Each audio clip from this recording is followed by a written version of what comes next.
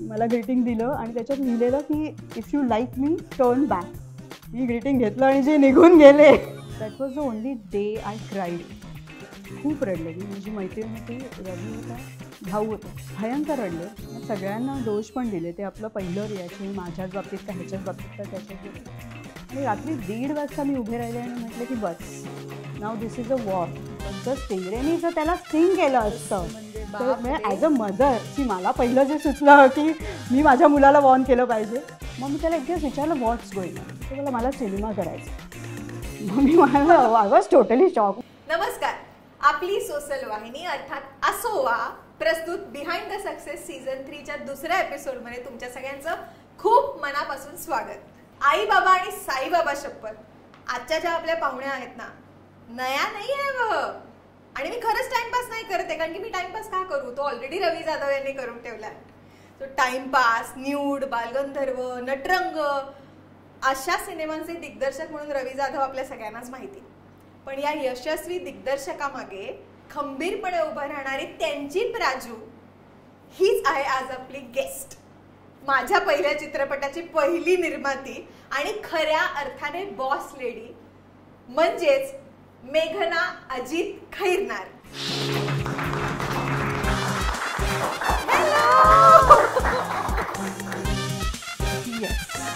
हा सगळ्यात पहिले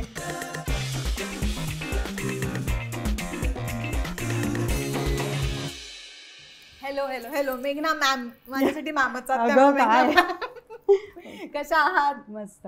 आणि सगळ्यात पहिले वेलकम. इथे तुम्ही आलात, आम्हाला खूप बरं वाटलं आणि मला थोडंसं प्रेशर पण आलंय की असं मॅम बरोबर प्लीज. तर तुम्ही बघितलं असेल तुमची ओळख आम्ही काय करून दिली, मेघना अजित खैरनार. सो त्या मेघनाबद्दल काही सांगाल का? मला एक तर मेघना अजित खैरनार ऐकल्यावरच मला असं वाटलं वाव. म्हणजे बाबा खूप क्लोज आहेत आणि माझं इन्स्पिरेशन पण आहे. त्यामुळे प्राऊडली मी अजित हे नाव सांगते. आणि मेघना अजित खैरनार हाक मारल्यावर मला असं वाटलं वाव, म्हणजे आशीर्वादच मिळाला तर काय. म्हणजे इथे मी आता बघते, कारण की ज्यांना या नावाने हाक मारतोय ना ते खूप इमोशनल होतात, कारण की ती आपली सगळ्यात पहिली आयडेंटिटी असते जी आपण 25 वर्षानंतर कोणीतरी मला ह्या नावाने हाक मारला असेल. आणि म्हणजे ह्याच्यावर एक किस्सा आहे. माझा डान्स प्रोग्राम 25 डिसेंबरला होता आणि माझं लग्न 5 डिसेंबरला झालं. सो रिहर्सल्स आणि लग्नाची तयारी हे सगळं असं खूप पॅरलली चालू होतं. डान्स प्रोग्राम झाला आणि नेक्स्ट डे न्यूज रिपोर्ट आला प्रेसमध्ये आणि त्याने लिहिलेलं मेघना जाधव. तर माझ्या आईचं जे असं झालं ना, म्हणजे काय आमची मुलगी या आर्टिकलमध्ये तरी आमचं नाव हवं. पण कुठल्याही आई बाबा एक तर तो प्राऊड मोमेंट असते ती अत्यंत. त्यात आपलं आडनाव जरा कुठेतरी दिसावं हे वाटणं साहजिक आहे. तर हे नाव तर आता आम्हाला कळलं, मेघना अजित खैरनार. आत्ताचं जे नाव आहे जे सगळ्यांनाच माहितीये मेघना रवी जाधव, ते नाव आम्हाला उखाण्यातून जरा काहीतरी कळलं तर छान. पहिलीच गुगली टाकलीस तू. रवी जाधव. अगं माझ्या लग्नात उखाण्याचे किस्सा आहे. प्लीज तोही सांगा आणि मग उखाणा. रवीचं नाव रवींद्र आहे, रवींद्र जाधव. आणि आमचं 8 वर्ष कोर्टशिप होती ना, तर मी त्याला रवीच म्हणायचे, रवी रवी. तर ते तिकडे जे झालं ना, लग्नात उखाणा घेते मी आपल्या रवीचं नाव घेते, तिकडे माझी आई मागून रवींद्र रवींद्र. अरे देवा. सो रिपीट उखाणा घेतलेला मी रवींद्र नाव घेऊन. बरं. सप्तपदीच्या वाटेवर रवींद्र जाधवची साथ देईन. फक्त एक अट आहे, एक शर्ट त्याला घेताना 2 ड्रेस मला घेईन. कमाल कमाल उखाणा या. चांगलं आहे ना. अट आहे अट पाहिजे ना. पण ओव्हरऑल कसं होतं तुमचं बालपण? माझा जन्म विक्रोळीला झाला. मुंबईच ना, म्हणजे प्रॉपर मुंबई. माझे बाबा धुळ्याकडचे. ओके. तर म्हणजे आम्ही खानदेशी. 4th नंतर आम्ही म्हणजे डोंबिवलीला शिफ्ट झालो. त्याआधी आम्ही चाळीत राहायचो. डोंबिवली संपला विषय. विक्रोळीला आम्ही चाळीत राहायचो आणि माझ्या बाबांचं घर हे खूप मोठं स्वप्न होतं. म्हणजे त्यांना हे अजिबात आवडत नव्हतं की 11-11 महिन्यांनी आम्ही घरं बदलत होतो आणि आमचे जे काही हाल व्हायचे, म्हणजे जे कोणी भाड्याच्या घरात राहिले त्यांना सगळ्यांनाच माहिती आहे. आणि ते एक टांगती तलवार नेहमी असायची की म्हणजे 9वा-10वा महिना सुरू झाला की आता घर शोधावं लागणार पुन्हा. तर त्यांचं खूप ड्रीम होतं की स्वतःचं घर, आणि ते त्यांनी घेतलं डोंबिवलीला, आमचं पहिलं घर विवेकानंद सोसायटीमध्ये. आणि मग तिथे मी शिफ्ट झाले. मग 5th स्टँडर्डपासून माझं सगळा डोंबिवलीचा प्रवास सुरू. आणि डोंबिवलीला आल्यावर म्हणजे मी ज्या शाळेत जायची, महिला समिती इंग्लिश हायस्कूल, तिथे खूप स्पोर्ट्सला इम्पॉर्टन्स होतं, सगळ्याच कल्चरल प्रोग्राम्सला इम्पॉर्टन्स होतं. तर आमचं काय पहिल्यापासून अशी धडाडीची पर्सनॅलिटी बाजूकडे, त्यामुळे स्पोर्ट्स म्हणजे आय वॉज इंटू कबड्डी. मी कबड्डी खेळायचे, बॅडमिंटन खेळायचे, त्यामुळे स्पोर्ट्समध्ये जास्त कल होता माझा. प्लस डान्स, पहिल्यापासूनच डान्स होता अंगात. मग कल्चरल गोष्टींमध्ये पण भाग घ्यायचे. तर स्कूल लाईफमध्ये आय वॉज ऑलवेज बिझी. पूर्ण असं गेल्यापासून जे चालू असायचं, मग प्रोग्रामची तयारी, मग इथे स्पोर्ट्सची तयारी, आणि प्लस त्याच्याबरोबर अभ्यासही करायचो. पण academically I was good.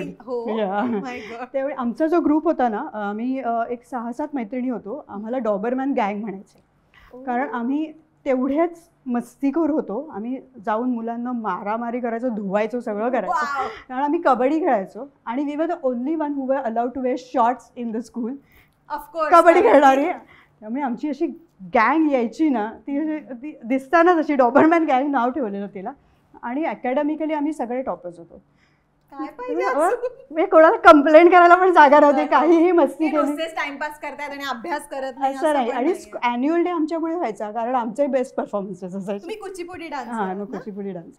Ma'am, me Dobermann गँगला तर भेटले नाहीये, पण त्यातल्या एका मेंबरला बघितलंय मी काम करताना, आणि म्हणजे काय रेजने काम करतात तेही बघितलंय मी. तुम्हाला ॲक्च्युली नटरंगचा एक डायलॉग आहे, जिथे कमी तिथे आम्ही.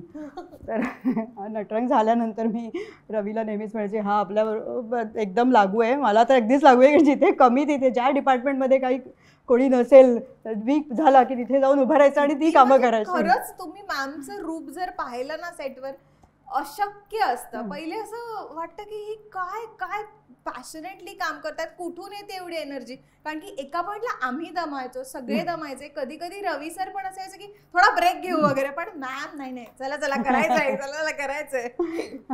आता थोडं पुढे जाऊयात की बालपण वगैरे तर झालं, पुढे रवी सरांची ओळख कशी झाली? ज्या माणसाबद्दल, ज्यांच्या बिहाइंड द सक्सेस सगळं चालू आहे, त्यांच्याशी ओळख कशी झाली? कुठे भेटला?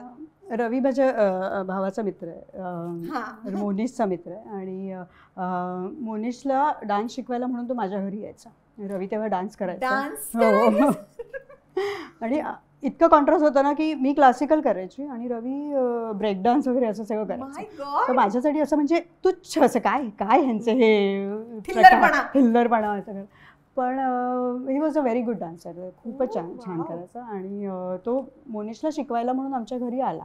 आणि देन वेअर वी मेट. आणि आमच्याकडे एक मॉन्सून पिकनिक हा प्रकार होता. आणि दर मॉन्सूनला आई बाबा आणि जी काही गँग असेल, जेवढे मित्रमंडळी, सगळे पिकनिकला जायचे.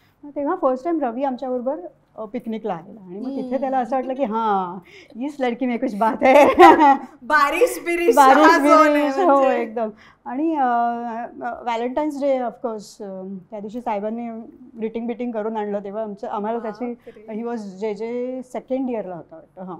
आणि ग्रीटिंग घेऊन सर उभे आपले नाक्यावर, मला ग्रीटिंग दिलं. आणि त्याच्यात लिहिलेलं की if you like me turn back. Me greeting घेतलं आणि जे निघून गेले. तुम्हाला कल्पना होती ते मागे थांबले असणार? हो, of course I was worth it, you know. आणि मग 10 दिवस जे साहेबांची हालत झाली आणि मी काय उत्तर देत नव्हते आणि काही नाही. मग त्यानंतर मग मला पण थोडंसं आय फेल्ट की नाही, इज अ गुड पर्सन. आणि रवीचं म्हणजे आर्ट तर होतं, he was shining in his college days also. आणि आमच्या घरी तो म्हणजे माझ्यासाठी म्हणून, म्हणजे बाप्पाचा किती मोठा हात आहे आमच्या रिलेशनमध्ये, ते म्हणजे गणपतीचं डेकोरेशन करायला रवी यायचा. मग ते तेवढंच एक कारण, थोडं माझ्याबरोबर एक वेळ घालवायचा, प्री गणपती आणि मग गणपती, तर सगळे. तर ते हळूहळू वाढत गेलं आणि मी म्हणजे मला पण असं फिलिंग्स थोड्या येत होत्या. म्हणून मग मी खूप साऱ्या अटी अशा ठेवलेल्या आणि मग त्याच्यानंतर म्हणजे मी हो म्हणेन, पण ह्या सगळ्या माझ्या अटी आहेत. पण तुमच्या अटी तर म्हणजे त्या आम्हाला जाणून घ्यायच्याच आहेत. पण तुमच्या वडिलांनी पण एक अट घातली होती ना, ते काय? माझ्या अटींमधनं तर तो म्हणजे ते संपल्या अगदीच वाचले. पण बाबांनी ज्या अटी घातलेल्या आणि बाबांना म्हणजे मी म्हटलं ना, जसं मी सांगितलं की घर, स्वतःचं घर, आणि त्यांना नको होतं माझ्या मुलीनी पण किंवा इवन मुलांनी हे असं काही फेस करावं. त्यामुळे ते आम्हाला आम्ही जसं जसं आम्हाला समजायला लागलं तसं तसं ते आम्हाला फायनान्सचे धडे बाबांकडनं पण मिळत होते. आणि तेव्हा तर कॉलेजमध्ये होता. हो, कॉलेजमध्ये होता. त्या म्हणजे इवन मी सांगते ना, 8वी वगैरे पासूनच मी बँकेत जायचे. I use to do cheque कसं भरायचं हे सगळं ना बाबा आमच्यामध्ये सीडिंग करत होते. आणि सेव्हिंग्स, हाऊ टू सेव्ह. तर ते त्यांच्या मनात होतं की नाही, जर हिचं लग्न होणार असेल तर she should go into a well to do house, जिथे तिला हे सगळं स्टेबल व्यवस्थित घर पाहिजे. आणि देन त्यांनी मला विचारलं, तू खरंच सिरियस आहेस का? तर मी म्हटलं आय एम डॅम सिरियस. मग ते म्हटले की नाही, मग रवीला ही एक घर हे पाहिजे. मी रिलेट करू शकते कारण की माझ्या बाबांनी पण तीच अट घातली होती. नाही, स्वतःचं घर म्हणजे बाबा नेहमी म्हणायचे, तुम्ही तुमच्या घरात चटणी भाकरी खा, काहीही खा, उपाशी राहा, पण ते छत असलं ना की एक वेगळीच ताकद मिळते. मला असं वाटतं कुठल्याही आई बाबांची ती बेअर मिनिमम अपेक्षा असते. फक्त आता कपल म्हणून थोडी विचारसरणी बदलली आहे की एकट्या त्या पुरुषावर का प्रेशर, जे काय करायचे आपण मिळून करू, हे एवढे समजूतदार आत्ताचे कपल झालेत. पण आई बाबा त्यांच्या जागी योग्यच नाही. पण तुला अजून एक गोष्ट मी सांगते, म्हणजे बाबांचं ऑब्झर्वेशन मी तुला सांगते. बाबांना रवीच्या एक्झिबिशनला जायचे, म्हणजे इवन सेकंड इयरच्या एक्झिबिशनला पण बाबा गेलेले, आणि ही सॉ हिज वर्क. आणि त्यांना एक गोष्ट लक्षात आली की ह्या मुलाला जर आपण चॅलेंज दिलं किंवा एक टार्गेट दिला तर तो नक्की तो करणार. तो कारण म्हणजे सुरुवातीला असं झालेलं की बाबांनी सांगितलेलं की हा काहीतरी अवॉर्ड वगैरे तर मिळाले पाहिजे ना. तर मी रवीला जाऊन सांगायची ना की अरे बाबा असं म्हणत होते की हा रवी करतोय पण काय अवॉर्ड्स वगैरे, तर त्याने अवॉर्ड्स मिळून दाखवले. मग तर ते त्यांच्या लक्षात आलेलं की ह्याला जर आपण चॅलेंज दिलं तर he will definitely make sure ते होईल. आणि ते तसंच झालं. म्हणजे ते घराचं चॅलेंज होतं म्हणून सगळ्या गोष्टी घडत गेल्या. बाबांची अट तर झाली, पूर्ण लग्न झालं.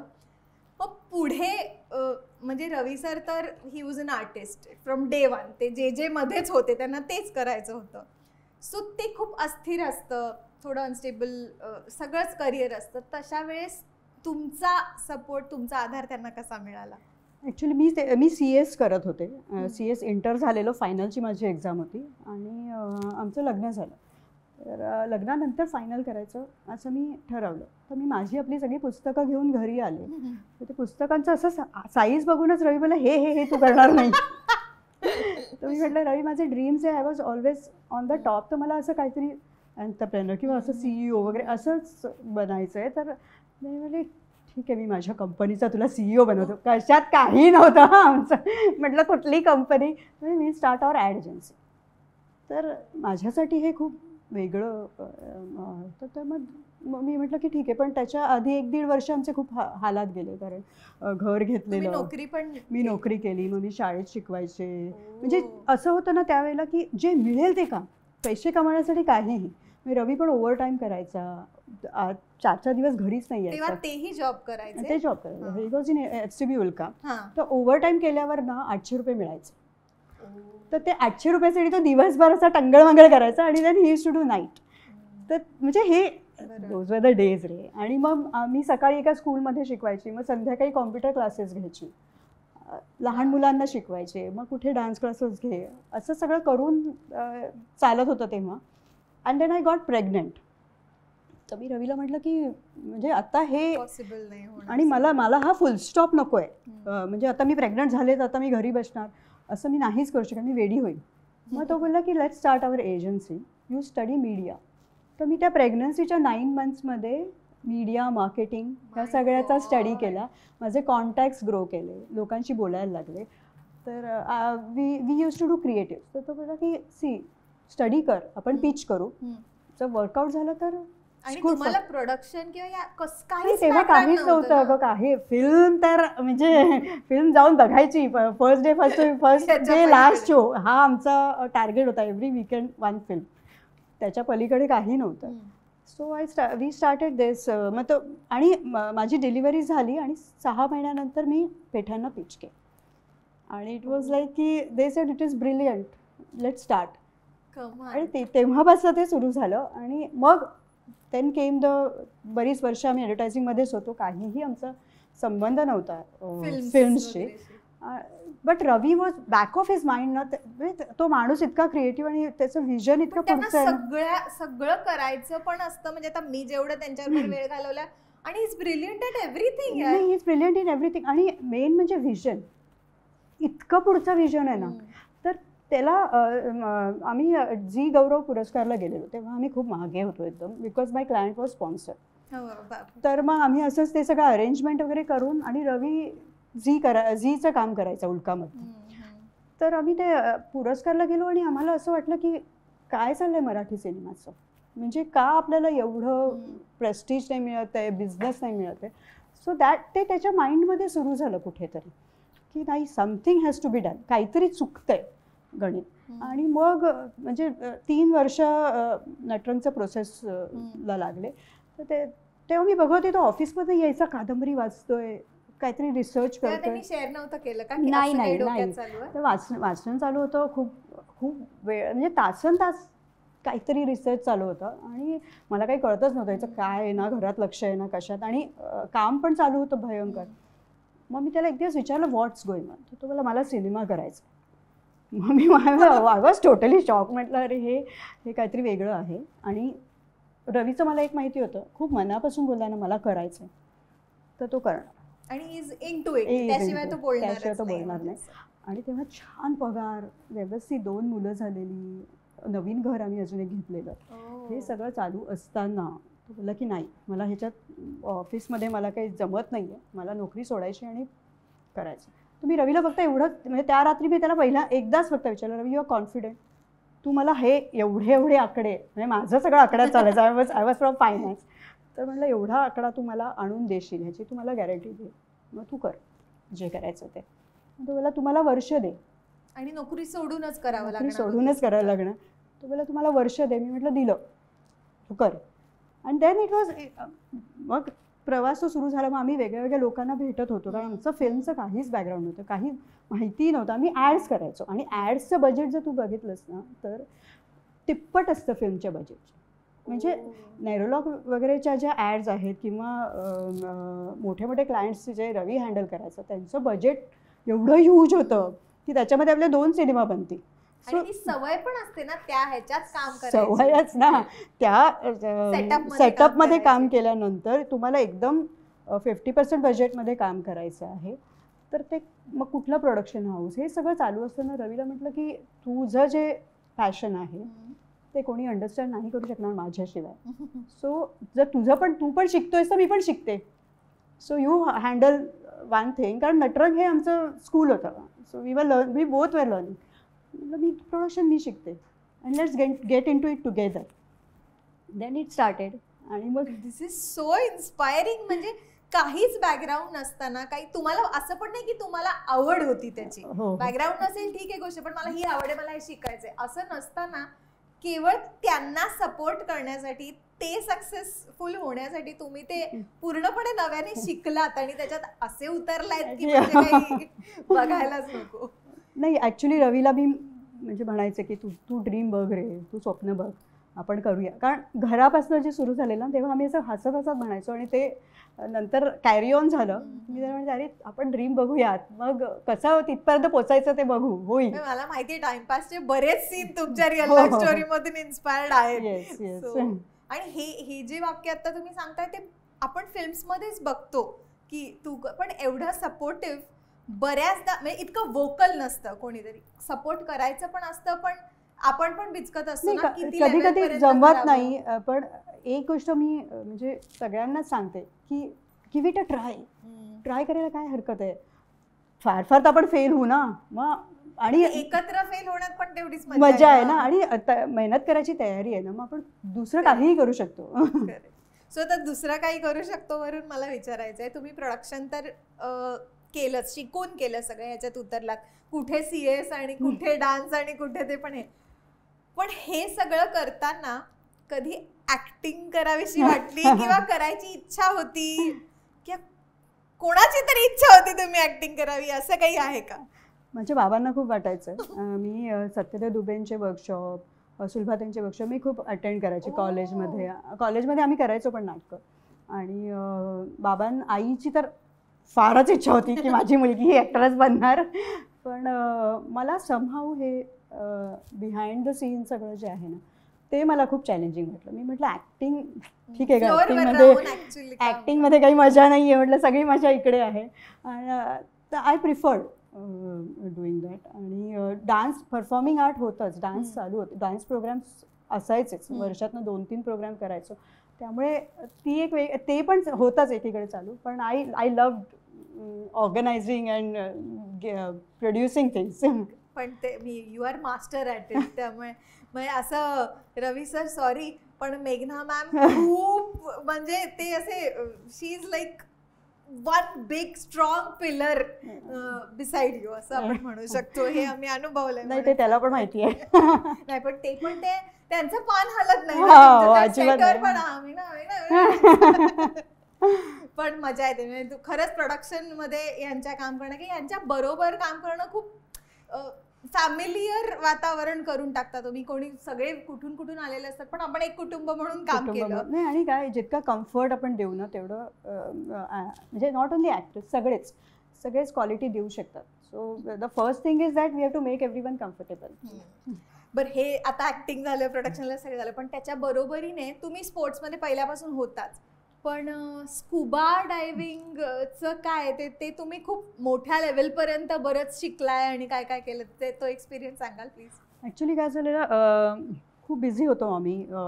जसं नटरंग हिट झालं तसं काम मिळायला लागलं आणि एकदम एक वेगळं क्षेत्र ओपन झालं. तर आम्हाला पण असं झालं की we will give 100% in to it. So आम्ही दोघं खूप प्रचंड बिझी झालो.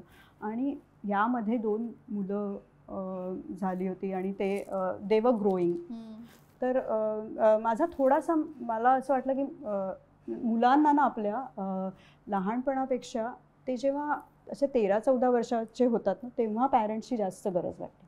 आणि मला असं फील व्हायला लागलं की माझा मोठा मुलगा कुठेतरी एकटा पडतोय, तो लांब जातोय माझ्यापासून. He was not talking to me, he was not सारखं बंद करून घ्यायचं स्वतःला वगैरे. तर त्याला he is a water baby, त्याला तू तासन तास स्विमिंग पूलमध्ये ठेवतो. तर मला असं वाटलं की काय करू शकतो आम्ही. I started talking to my friends की काय मी माझ्या मुलाला कसं ओपन अप करू, काय करू. तर आणि त्याचं वजन पण वाढत होतं. तर त्याला तो एक हे पण होता की मी तर काहीच नाही करू शकत, मी तर स्पोर्ट्स नाही खेळू शकत, मी काहीच नाही करू शकत. मग काय, तर माझ्या एका फ्रेंडने मला सांगितलं, अरे त्याला तू स्कुबा डायव्हिंगला घेऊन जा. आणि तसं ते क्लिक झालं. तर मग आता हा एकटा तर नाही जाऊ शकणार, मग ह्याच्याबरोबर मला पण करायला लागेल. तर मग त्याला मी म्हटलं की चल आपण स्कुबा डायव्हिंग करू. तर तो जो एक स्पार्क बघितला ना त्याच्या डोळ्यात, स्कुबा अंडर वॉटर जायचं, पाणी आणि तो करू शकत होता. आणि त्या जेव्हा आम्हाला पहिलं ओपन वॉटरचं सर्टिफिकेट मिळालं दोघांना, ही वॉज सो हॅपी की something I have done and I have achieved. And then there was no looking back. So मग त्याच्यानंतर मी त्याच्याबरोबर, ही वॉज माय बडी. तर तो अचानक आम्ही इतके क्लोज झालो ना, तर मला असं वाटत होतं की everywhere I will go with him. ती एक माझ्यातली आई जी होती, तिला तो लोभ होता की ह्याच्यामुळे he is very close to me. आणि ऑफकोर्स दोघं पण मम्माच बेबीज आहे, काय बोलू नकोत. पण this is how it started. As पण असं असतं की तुम्ही स्वतःच एवढं त्या एजमध्ये कन्फ्युज असतात, फिगर आउट करत असतात गोष्टी तेव्हा. आणि एका पॉइंट नंतर बाबाच असतात शेवटी. सो आईचा जो क्लोजनेस असतो. आणि तुला माहिती का, अशा सिच्युएशन्स मध्ये ना काही वेळेला बाबाने एक फुटस्टेप मागेच ठेवावं, कारण त्या मुलांच्या मनात काय चालू असतं ना हे आईलाच ते सांगू शकते. आणि this scuba journey started from there. आणि मग ते असं झालं की म्हणजे ते वेगळं जग आहे ग. म्हणजे तुम्ही एक खाली जाऊन एक पृथ्वीवर एक पृथ्वी, अर्धी पृथ्वी वर आहे, अर्धी पृथ्वी खाली आहे असं म्हणतात. आणि तिथे वेगळी स्टोरी चाललेली असते, तिथे वेगळ्या फॅमिलीज आहेत, त्यांचं पण वेगळंच. हिचं एक घर आहे, एक क्लाउन फिशचं घर आहे, ह्या फिशचं घर आहे, शार्कचं काहीतरी वेगळाच अटॅक चाललाय कुठेतरी. सो ही एक वेगळी स्टोरी तिथे पण आहे. पण ही त्याच्यासाठी अचीवमेंट होती, त्याचं सक्सेस होतं. सो तुम्ही त्याच्याही म्हणजे त्याच्या बिहाइंड द सक्सेस पण होतात, जसं रवी सरांच्या होतात तसं मुलांच्याही. बरोबर. सी काय माहिती का, जसं तू म्हटलं स्ट्रॉंग पिलर, हे नाव माझ्या बरोबर अगदी कनेक्ट जोडलं गेलंय. कारण I am a strong pillar for everyone.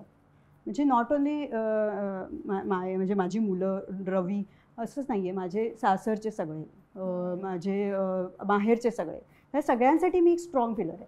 So may be ते आहे इनबिल्ट, ती स्ट्रेंथ आहे, एक पॉझिटिव्ह स्ट्रेंथ आहे. स्ट्रेंथ म्हणजे मला आठवते आता TP3चं आपलं जेव्हा रीडिंग, फर्स्ट रीडिंग झालं तेव्हा तुमचे सासरे नुकते गेले होते आणि आम्ही अख्खा दिवस घालवला, सगळं केलं.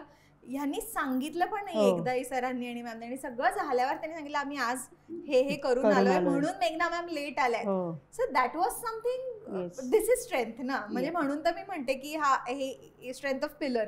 सो तुमचं सासरच्यांबरोबर पण खूप क्लोज नातं होतं ना. ऍक्च्युली काय झालं, जसं मी म्हटलं घराचं आम्ही डिसिजन घेतलेलं.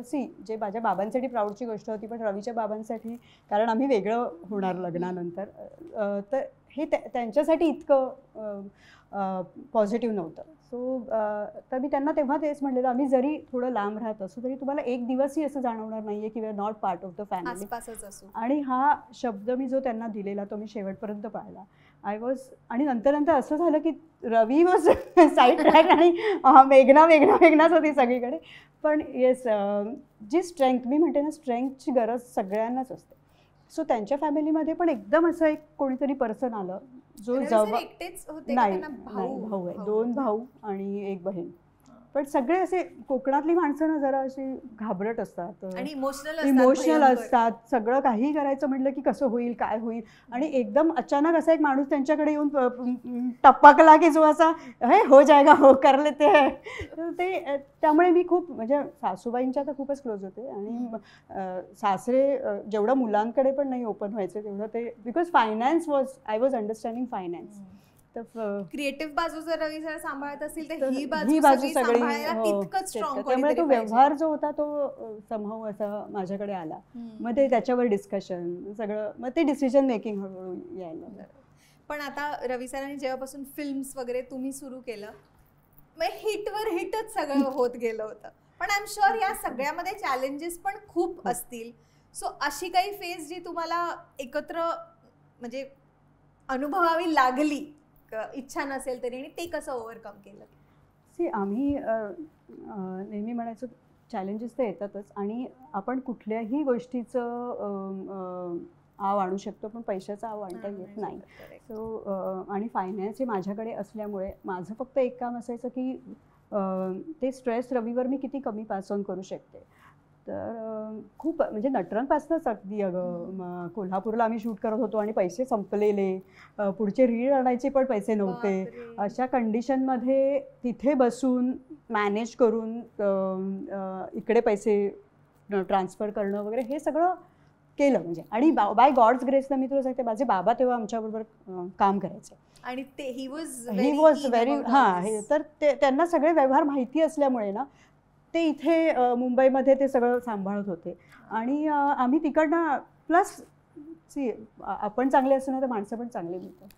माझं तर ठाम विश्वास आहे. तर जी माणसं आली ना की तुम्ही हे स्वप्न बघितलंय आणि करताय ना, तर we are also there. You catch your vibe. ते लगेच तुम्हाला सेन्स होतं की दीज आर आवर पीपल. माणसं उभी राहिली, त्यांनी मदत केली. पुढे पण बरेच चॅलेंजेस येत गेले, पण येस बाय गॉड्स ग्रेस. स्वतःचं घर असलं पाहिजे ही एक अट असताना स्वतःचं काय काय काय काय झालं हे खूप भारी वाटत असेल. अगदीच. मॅम अजून म्हणजे हे प्रोफेशनल चॅलेंजेस तर होते, पण म्हणजे मला कल्पना आहे पर्सनल लेवलला पण तुम्ही खूप चॅलेंजेस फेस केले आहेत. तुमच्या मुलाचं आजार पण होतं, सो त्याच्याबद्दल काही सांगू शकाल का? अंश was detected with blood cancer आणि दॅट वॉज म्हणजे मला असं as a mother that was एक फुल स्टॉप लागला एक 5-6 तासासाठी. की आता काही नाही याच्या पुढे, दिस इज द एंड. पण मी तुला खरं सांगेन, that was the only day I cried. खूप रडले मी. माझी मैत्रीण होती, रवी होता, भाऊ होता, भयंकर रडले. मग सगळ्यांना दोष पण दिले. ते आपलं पहिलं रिॲक्शन, माझ्याच बाबतीत का ह्याच्याच बाबतीत का त्याच्याच बाबतीत. आणि रात्री 1:30 वाजता मी उभे राहिले आणि म्हटले की बस, now this is a war. तर आता नाही रडायचं. रवीला म्हटलं की का जे काय होईल ते, now this is a fight. मग मी म्हटलं बघू, काय कॅन्सर आहे ना, लेट्स सी काय होऊ शकतं. आणि त्या दिवसापासून 2 वर्ष तो बरा होईपर्यंत मी अजिबात रडले नाही, किंवा असंही म्हटलं नाही की माझ्या बाबतीतच का झालं. मी म्हटलं माझ्या बाबतीत झालं आहे किंवा माझ्या मुलाला झालं आहे ना, लेट्स फेस इट. आणि ते आहे, डॉक्टर आहे, टेक्नॉलॉजी आहे, सगळं आहे, मग का नाही. You just need that positivity in you. बस. आणि काय, एक 2-3 दिवसानंतर मला लक्षात यायला लागलं, म्हणजे सी एक आपली जनरल रिॲक्शन असते, आपण लॉस्ट होतो, खचून जातो, आणि मग ते सगळं आपलं बॉडी लँग्वेजमध्ये दिसायला लागतं. तर जसं जसं मी हॉस्पिटलला जायचे ना, तर अंश यूज टू जज. माझ्याकडे बघून ना त्याला त्रास होतच होता. तर ही मग त्याने एक दिवस मला असं विचारलं की मम्मा, हे मला काहीतरी खूप वाईट झालं आहे का. त्याला माहिती नव्हतं काय झालं त्याला. अगं त्याला तो बरा झाला त्याच्यानंतर कळलं आहे. तोपर्यंत त्याला माहिती नव्हतं की त्याला एक्झॅक्टली काय झालं आहे. आणि तर तो माझ्या अपिअरन्सवर ना, मी हॉस्पिटलला जायचे ते त्याच्यावर तो जज करायचा. तर तो यूज टू आस्क मी की इज समथिंग व्हेरी डेंजरस. आणि ते त्याची बोलायची अशी स्टाईल आहे, mom something dangerous happen to me, or what, am I going to die. तर मला लक्षात आलं की ही इज मग तेव्हापासून मी ठरवलं की नाही, मी व्यवस्थित तयार होऊन रोज हॉस्पिटलला जाणार. आणि हे मी केलं नियमितपणे 2 वर्ष, की मी व्यवस्थित जायचे. आणि त्याच्यासमोर काहीही जेव्हा डिस्कस करायचं असतं तेव्हा आम्ही अक्षरशः हसत, छान चेहरा ठेवून, एकदम पॉझिटिव्ह, की अरे हे तर आत्ता अच्छा असं होतं आहे का, पेन होतं आहे का, हां ते 2 दिवसांनी होणार आहे, आता हे मेडिसिन सुरू केलं आहे ना. म्हणजे मला जरी एक्सप्रेस करायचं असायचं तरी मी त्या युनिटच्या बाहेर जाऊन किंवा त्या रूमच्या बाहेर जाऊन करायचे. आणि हे म्हणजे बँगलोरच्या NH हॉस्पिटलमध्ये हे नंतर त्यांनी त्यांच्या काउन्सिलिंगमध्ये बऱ्याच जणांना सांगितलं की they is to see me, की अरे ही बाई काय, every day she is putting her lipstick, every day she is doing, म्हणजे व्यवस्थित ती ड्रेस होऊन येते, मुलगा इकडे, ही सो सिरियस. आणि BMT नंतर खूप त्रास होत होता अंशला. It was a bad patch. पण आमच्या रूममधनं, यू विल नॉट बिलीव्ह, हाऊसफुलचे मूवीचे आम्ही सगळे भाग फिरून परत परत बघितले आहेत.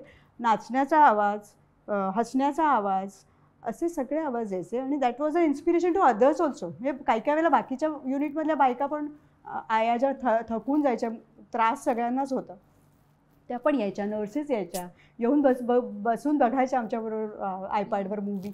सो एक वेगळ्या पद्धतीने हे ते तुम्हाला वातावरण, ती वाईब क्रिएट करावी लागली. आणि दॅट हेल्प्ड अंश, की तो इतका बूस्ट झालेला की मला काही झालेलंच नाही आहे. हे जे इतकं त्याच्या मनात बसलं ना, तर he fought and he never asked me. त्यांनी मला, म्हणजे त्याला सगळे डॉक्टर पण एक्सप्लेन करायला, काउन्सिलिंगला यायचे, तर सांगायचे तुला काही, तर तुम्हाला काय काउन्सिलिंग करायचं आहे तिचं करा, whatever she says I will agree to it.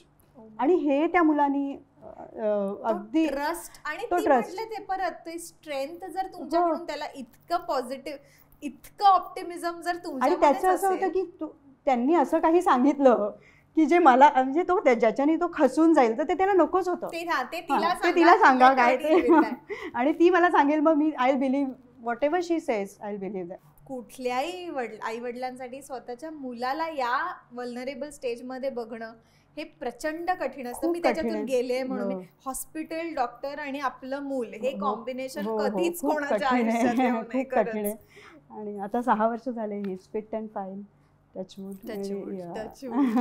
But आम्ही सगळ्यांना हेच म्हणेन की हॉस्पिटल आहे म्हणून आपण असं खचलेलं दिसलं पाहिजे, किंवा आपण हा व्यवस्थित जा, आजूबाजूच्या पेशंटला पण बरं वाटतं बघून. माहिती आहे, मी म्हणजे माझा मुलगा तर NICU मध्ये होता, प्रीमच्युअर होता वगैरे सगळं, आणि तिथे सगळी तशीच मुलं, छोटी छोटी, सगळ्यांचे काही इश्यूज. आमच्या शेजारच्या रूममध्ये एक आई, आणि तुम्ही म्हणजे आई त्या मुलाबरोबर राहायची, त्या हॉस्पिटलमध्ये तशी सोय होती, कारण की ऑप्शनच नव्हता, मुलाबरोबर राहणं गरजेचं. त्या बाईने मला हे सांगितलं, म्हणजे कुठल्याही बाईमध्ये ती इनबिल्ट स्ट्रेंथ असते असं मला वाटतं. त्यांनी मला सांगितलं की हे ती 6 महिने झाले NICU मध्ये होतं तिचं मूल, जात येत होती, सारखं हे झालं की दुसरं कॉम्प्लिकेशन ते झालं, पण ती कधीच मी तिला अपसेट पाहिलं नाही, कधीच नाही. इतकं शांतपणे ती ती म्हणजे आता प्रो झाली होती त्यातली. सो शी वॉज लाईक कुछ नहीं, हमको बस पॉझिटिव्ह रहना है, बाकी कुछ नहीं करना, सब अपने आप हो जाएगा. आणि लिटरली तसं वर्क होतं माहितीये. आपली you have to be very strong, ती एक गोष्ट आहेच, आणि पॉझिटिव्ह, या 2 गोष्टी. आम्ही त्याच्यानंतर पण आम्ही ना दात्री बरोबर मी अटॅच्ड आहे, that is the blood donor हे रजिस्ट्री आहे ती. त्यांच्या पण बऱ्याच पेशंट्सला आम्ही काउन्सिलिंग करतो, कारण आया खचून जातात काही काही वेळेला, नाही सहन कठीण असतं, आणि त्यांनीच जर त्यांची एनर्जी संपली तर नाही काय होऊ शकत. आईशिवाय तिथे बाळाजवळ कोणालाच नाही राहू देत, त्यामुळे तिला पॉझिटिव्हली बूस्ट करणं खूप गरजेचं असतं. हे म्हणजे थोडंसं ऑन द लाइटर नोट, तुमच्या फिल्म्स एका मागोमाग एक एवढा सक्सेसफुल, आणि इतकं सगळं कसं कारण की तुमची आयुष्यच फिल्म आहे, आय गेस. किती काय काय घडते, आणि तुम्ही ते ज्या प्रकारे तुम्ही ते हँडल करताय ना, दॅट इज ऑल्सो व्हेरी, काय म्हणू त्याला, ड्रामॅटिक होत असताना इतकं छान हँडल करतात ते सगळं. अरे माझ्या मुलाचं हे सगळं चाललेलं असताना एकीकडे न्यूड सारखा सिनेमा मी केलेला, त्या काळातला, हो त्या काळातला न्यूडचं रिलीज होतं, आणि अंशला मला घेऊन बँगलोरला जायला लागलं फॉर हिज ट्रीटमेंट.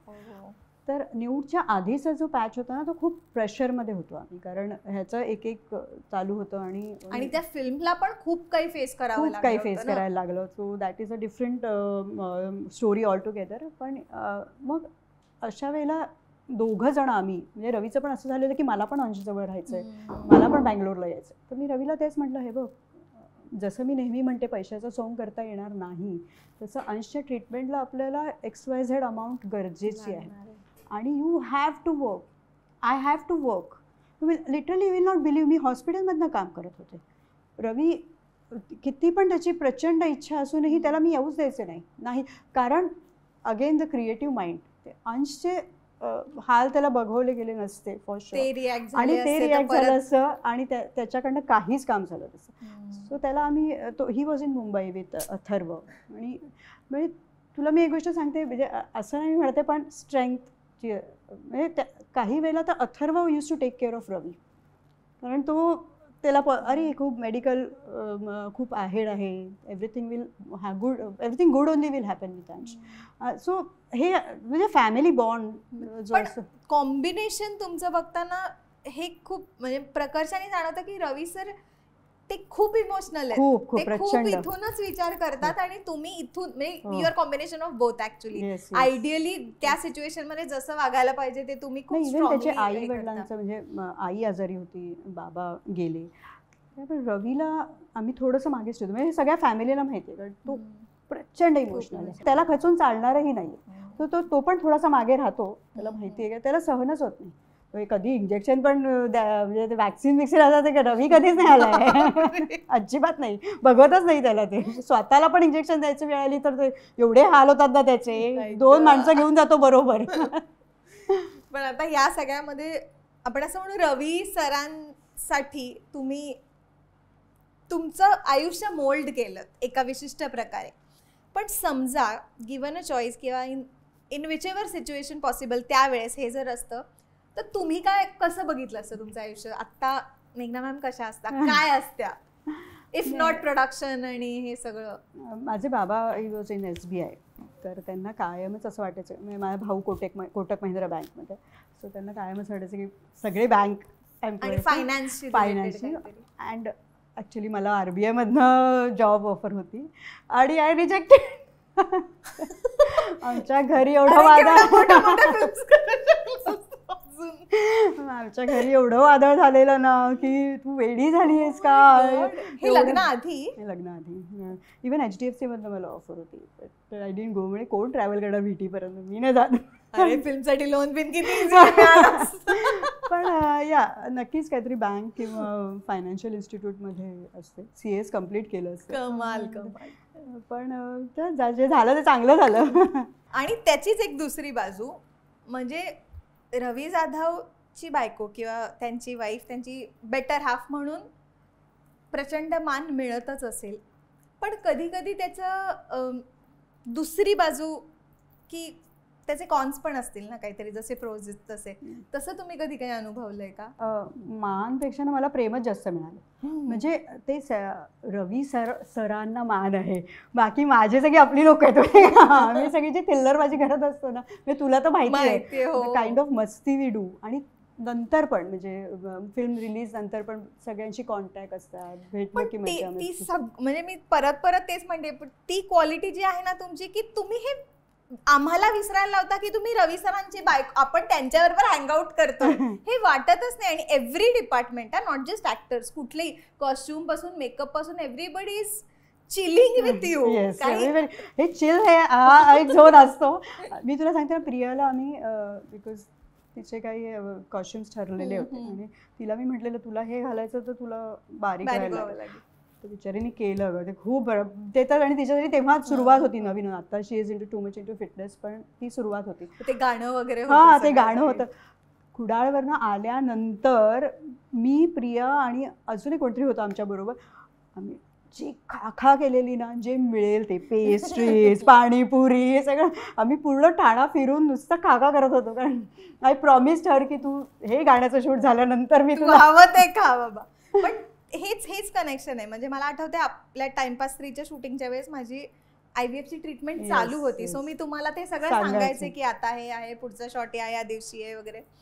आणि जेव्हा मला कळलं ना की आय हॅव कन्सिव्ड, पहिलं माझ्या म्हणजे ऑफकोर्स घरच्यांची काही महत्वाच्या जवळच्या लोकांची नावं सोडली तर मी आशूला म्हटलं मेघना मॅमला कळवायला हवं यार, ते होते सगळ्या या प्रोसेसमध्ये माझ्या. सो इतका कनेक्ट होतो तुमचा लोकांबरोबर. मी तुला सांगते ना, आपण विचार करतो पण सगळे काहीतरी एक बॅकग्राऊंड घेऊन येतात ग. सेटवर कोणी काही दाखवत नाही. सगळे आपलं सगळे छान आहे, हो हो हो 12 तास आपलं काम आहे तर आपण ते करायचं. पण माहिती असतं आपल्याला की सगळे काहीतरी मागे सोडून आले. तर तो एक कोणीतरी असं ते कम्फर्ट दिलं, ती ऊब दिली ना, तर थोडा वेळ का असेल ना इतकं बरं वाटतं ना आपल्याला. कारण की प्रत्येक जण तिकडे सक्सेसफुल आणि स्वतःला प्रूव्ह करायला आलेला असतो. आणि त्या माणसाच्या सक्सेसच्या मागे उभं राहणं, that is the whole idea of our show. So overall मला तुम्हाला विचारायचं वाटतं की ही जी कॉन्सेप्ट आहे आमच्या शोची की बिहाइंड द सक्सेस यशस्वी पुरुषाच्या मागे आहेच, पण स्वतः मागे पण उभं राहणं तितकंच महत्वाचं आहे खंबीरपणे. सो त्याच्या बाबतीत तुम्हाला काय सांगावंसं वाटतं?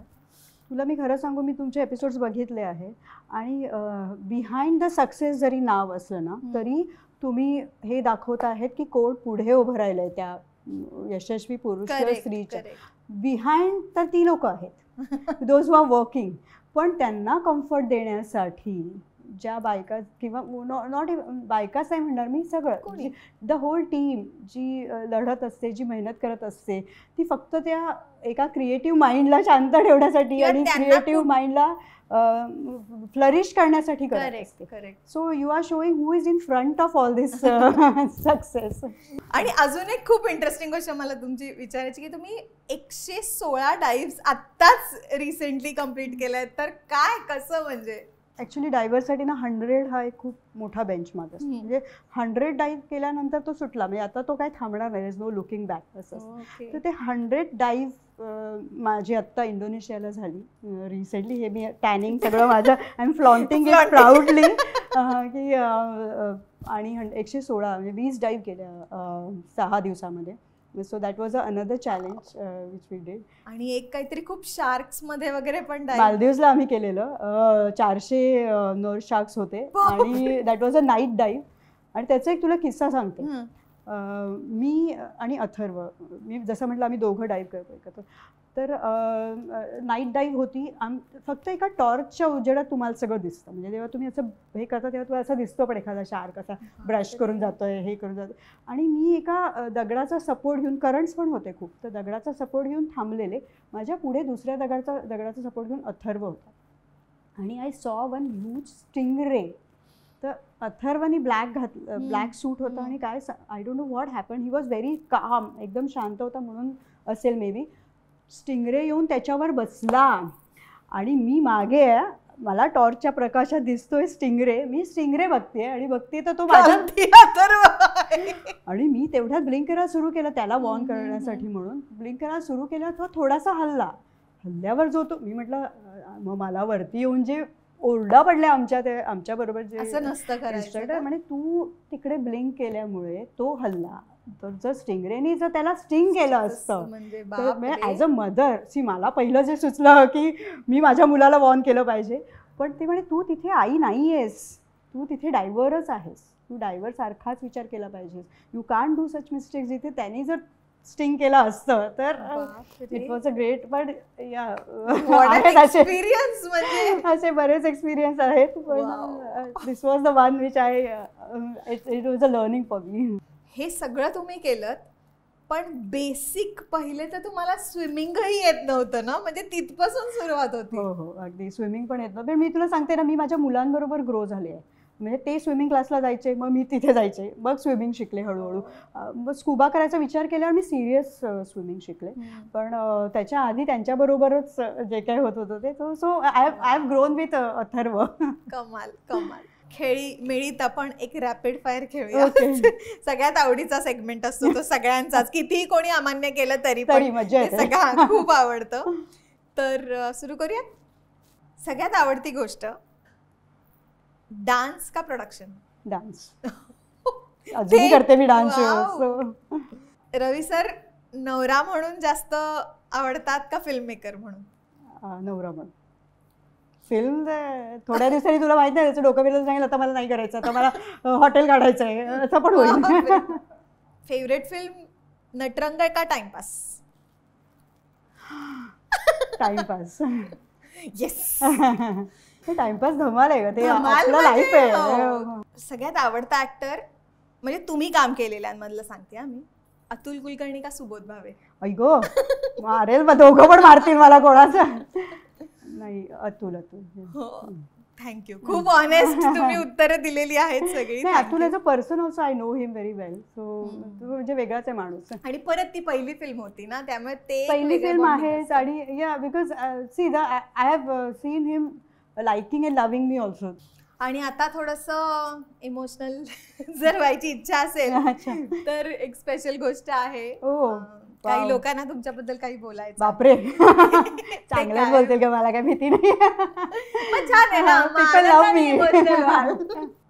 मेघना रवींद्र जाधव माझी मुलगी, मी ईश्वराचा अत्यंत आभारी आहे की त्याने मला मेघना आणि मोनिश असे 2 रत्न माझ्याकडे दिलेत. मेघा लहानपणापासूनच म्हणजे खूप अत्यंत खंबीर मनोवृत्तीची, स्ट्रॉंग डिटर्मिनेशन असलेली आणि सर्वांना घेऊन पुढे जाणारी अशा प्रकारची होती. तिने आयुष्यामध्ये म्हणजे लहानपणापासून कधीही कोणत्याही गोष्टीचा हट्ट माझ्याकडे केला नाही किंवा मला कधीही अशी मान खाली घालावी असं वाटेल असं कधीही केलं नाही.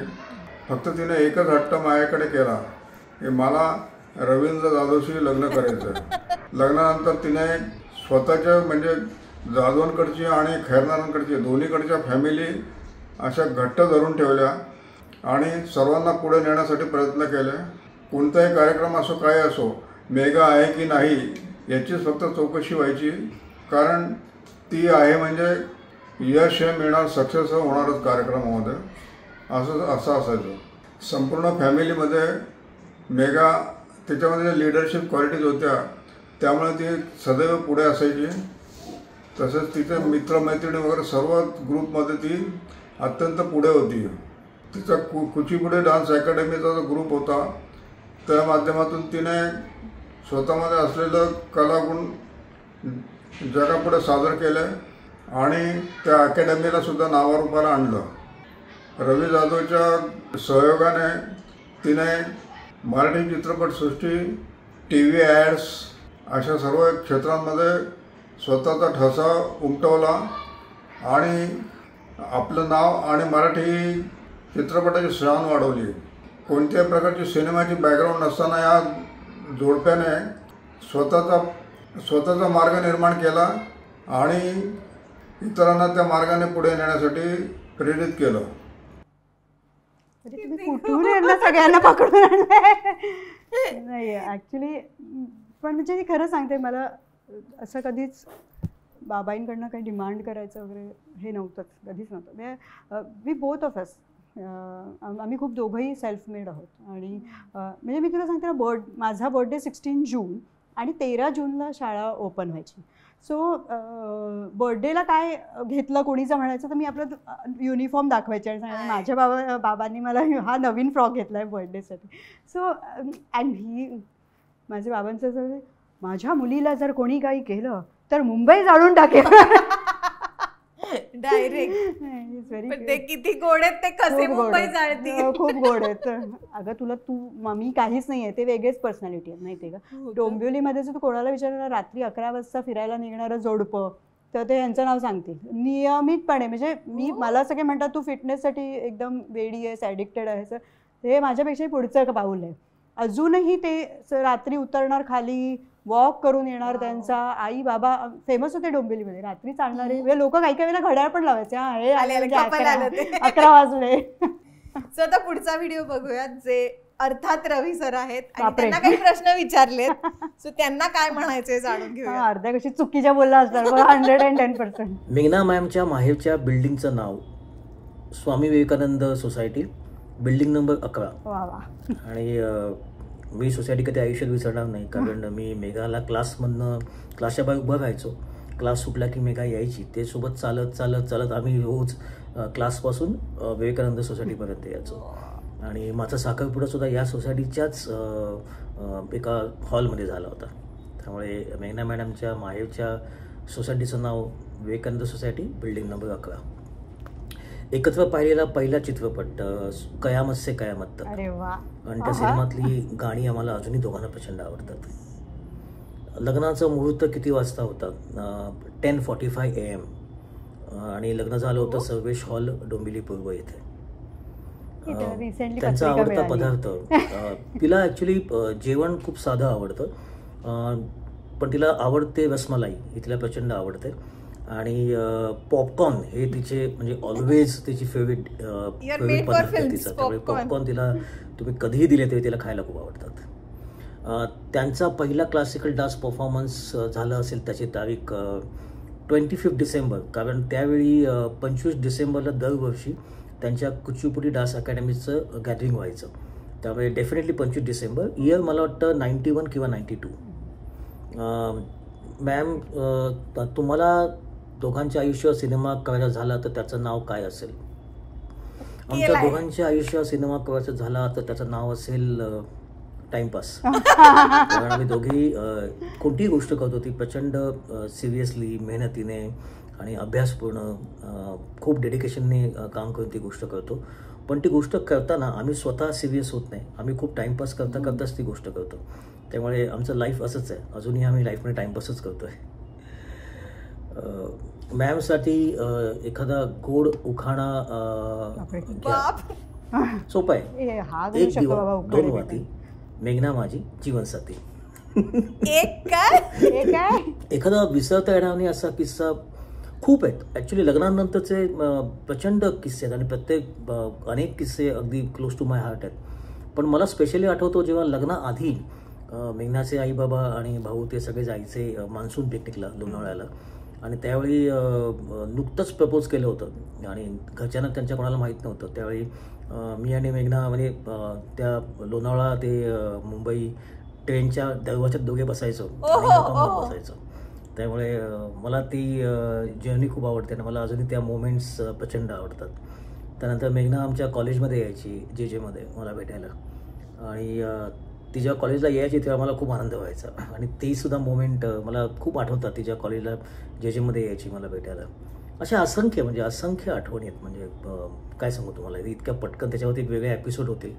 कदाचित एक 10 एपिसोडची वेबसिरीज होऊ शकते. एवढ्या अप्स अँड डाऊन आणि वेगळ्या पद्धतीच्या आठवणी ज्यात तिने प्रचंड ताकदीने माझी साथ दिली.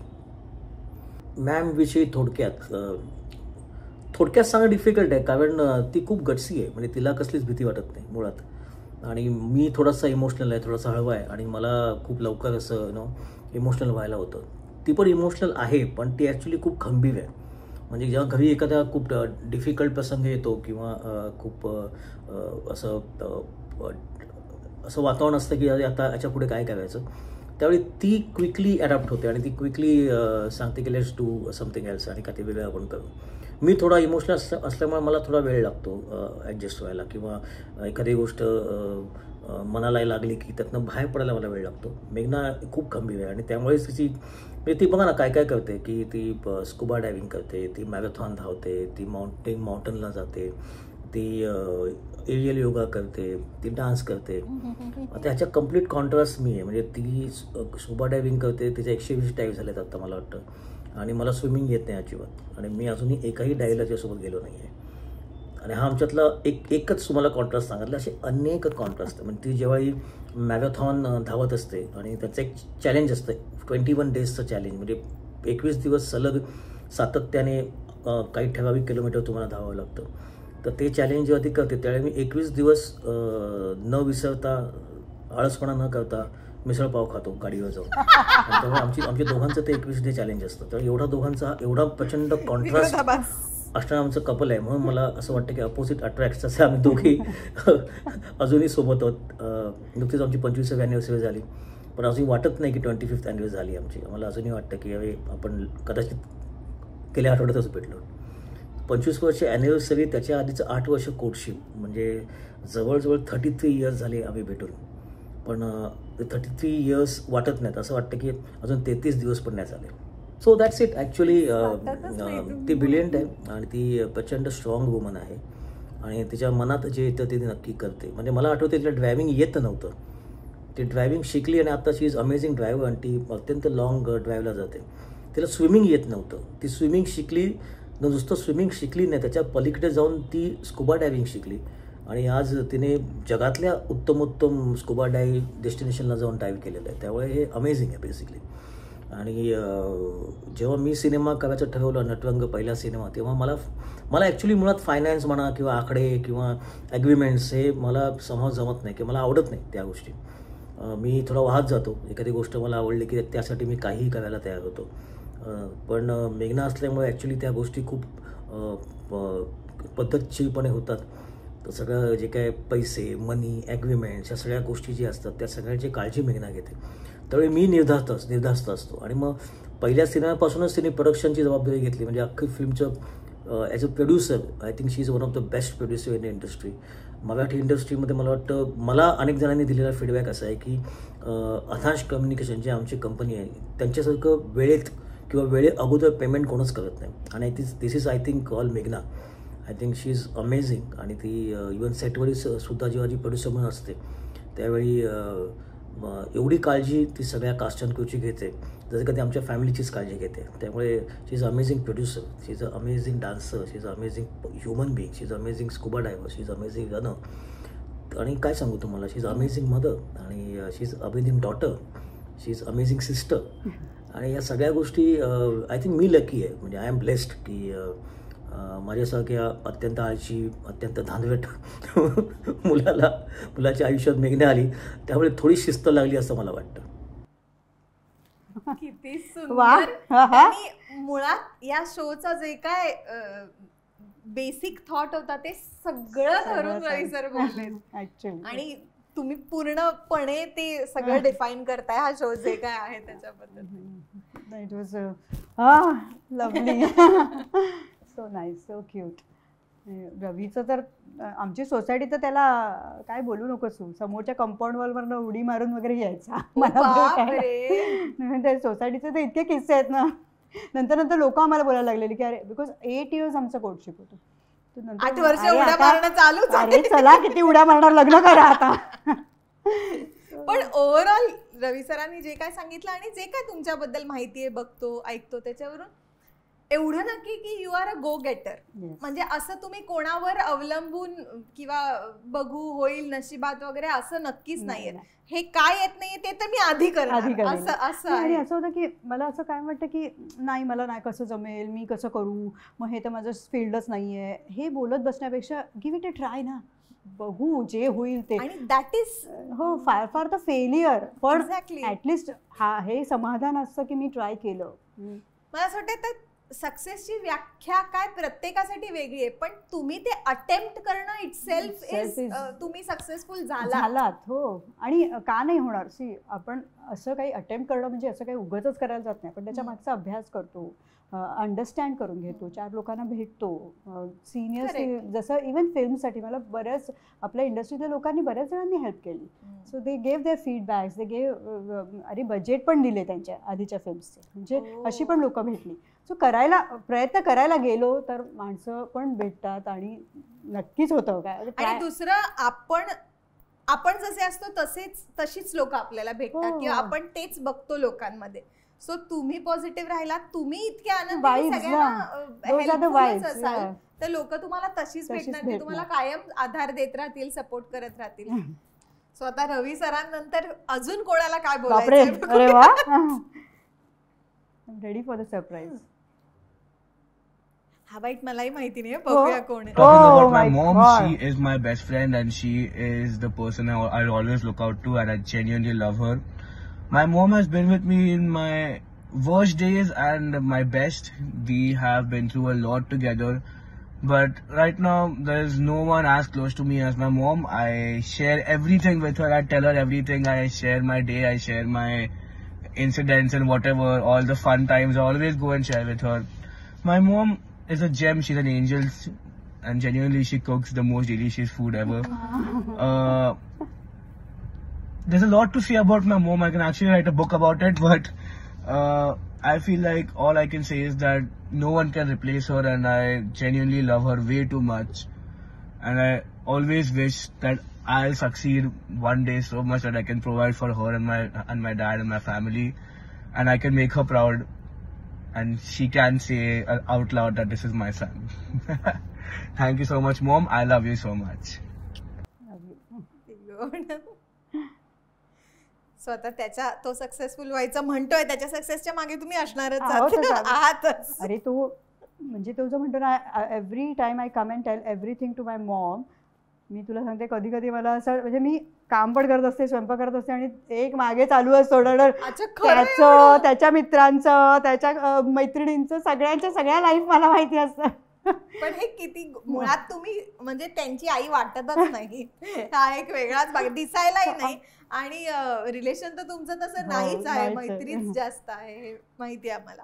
सो आता आपल्याला बाईट्स तर कोण काय म्हणाले तुमच्याबद्दल ते कळलंय, पण आता एक जुन्या आठवणी काही जाग्या करूयात. त्याच्यासाठी काही फोटोज आहेत तर बघूया. फोटोज तर खूप आहेत आमचे. आणि ते कधीच आहेत, काय मोमेंट होता ते पण सांगा प्लीज. ओ माय गॉड, हे आमचं विक्रोळीचं घर आहे. आईचे केस बघ, वाव. लेफ्ट वाला तुम्ही? हा, काळूराम. मला काळूराम म्हणायचे, खूप सावळी होती. भाऊ, मी, आई विक्रोळीच्या घरी आहे. हनीमून. लुक ॲट रवी. आमचं हनीमून वेंट टू महाबळेश्वर. तेवढेच पैसे होते आमच्याकडे. ऍक्च्युली आहेराचे पैसे मिळालेले ना, त्याच्यात आम्ही हनीमून केले. सो आहेर द्या, महत्वाचा असतो. हो, हनीमून होतं. कसले गोड वाटतं, लहानपणीचा तर अजिबातच म्हणजे ओळखू येत नाही. फार गोड photo. Thank you so much. Thank you, तुम्ही इथे आलात आणि हे सगळंच आमच्याबरोबर शेअर केलं. अजून एक छोटासा प्रश्न आहे. ओव्हरऑलच आता ट्रोलिंग कल्चर खूप वाढलंय, सो त्याच्याबद्दल तुम्हाला काय म्हणायचं? कारण की आपण आता ह्या इंटरव्ह्यू मध्ये पण इतका विचार करून काय काय बोलावं लागतं की कशावर काय कमेंट येईल माहित नाही. So you have to be very careful. तुम्ही सतत लाईमलाईट मध्ये असता कारण की ह्या सगळ्या आपण या क्षेत्रात आहोत, सो तेव्हा ट्रोल्सना फेस करावं लागतं का आणि कसं करता? ट्रोलिंगला सगळ्यांनाच फेस करायला लागतं, पण मला असं वाटतं की ते बिचारे लोक आहेत. I feel pity for them. कारण ना कधी कधी असं एक हे असं की हे आपण नाही करू शकलो जे त्यांनी केलं आहे. सो मग ते कुठल्याही बाबतीत एखादा रील घेतो, म्हणजे आपलं लाईफ तर सोडून असते, एखादं रील. सो जो ट्रोल करतो ना त्याला ते करण्याची इच्छा असते मला असं वाटतं कुठेतरी, आणि तो नाही करू शकत. म्हणून मग आता काय करायचं तर त्याच्याबद्दल निगेटिव्ह बोलायचं. See they just want attention, आणि ते अटेन्शन सिकिंगच्या मागे ना मग हे करतात. आणि मग एकाने केल्यावर असे बरेच जण आहेत जे सॅटिस्फाईड नाही आहेत, बरोबर, and they want to reach there. So मग ती एक सुरू होते, ती निगेटिव्हिटीची चेन सुरू होते.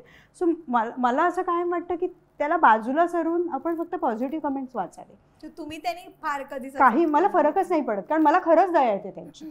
I feel sad for them आणि I pray for them also की अरे they also reach this level and achieve whatever are their dreams.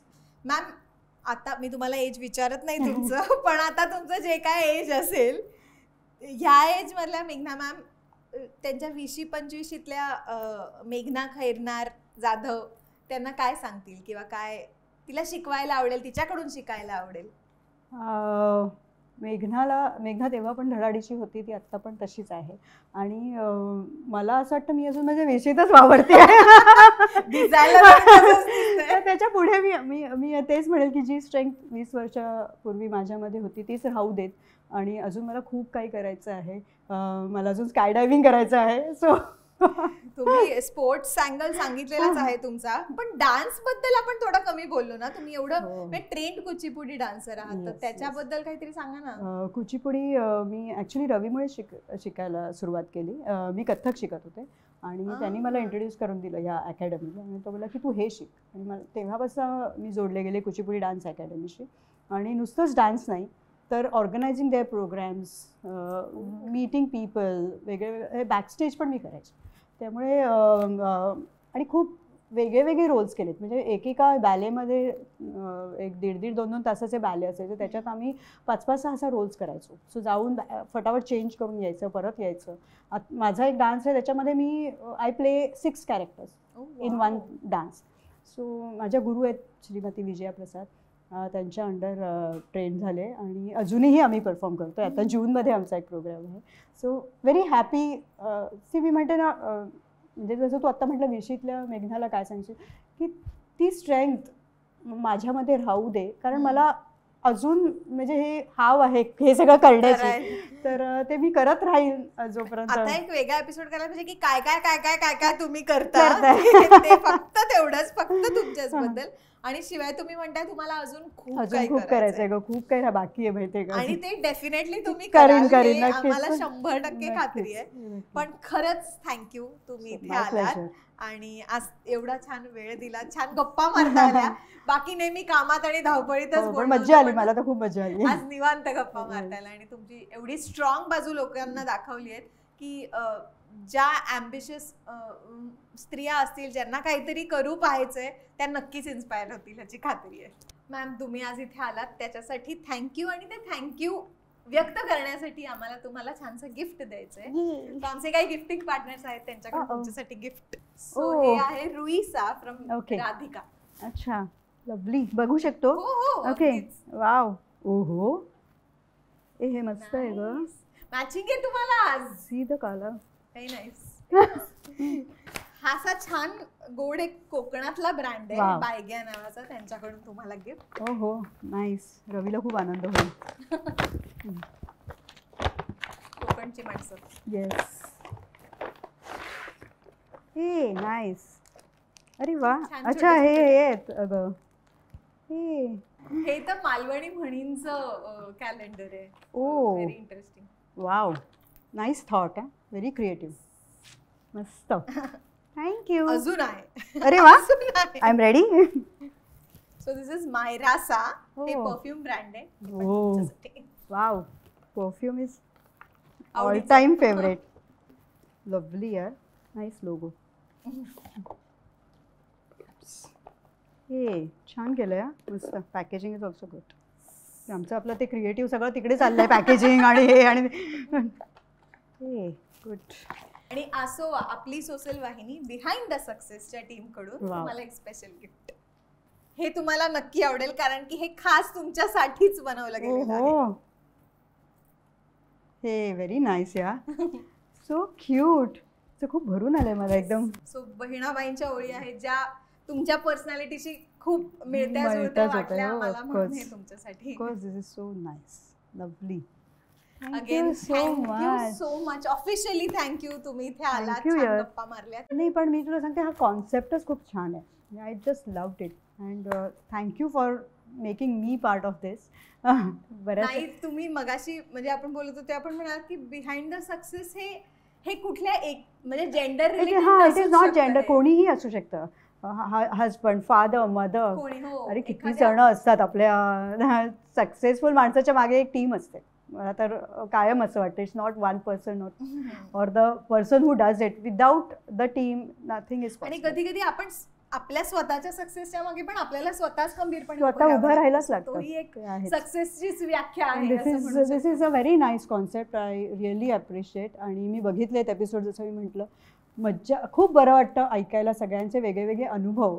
अजून आपल्याला शिकायला मिळतं त्याच्यात. सो प्लीज तुम्ही काय सांगाल आमच्या फॉलोअर्सना किंवा तुमच्या फॉलोअर्सना? सी, मी जसं म्हटलं की मी बरेचसे व्हिडिओज बघितले आणि मला खूप आवडलं, इन्स्पायरिंग होते बरेचसे.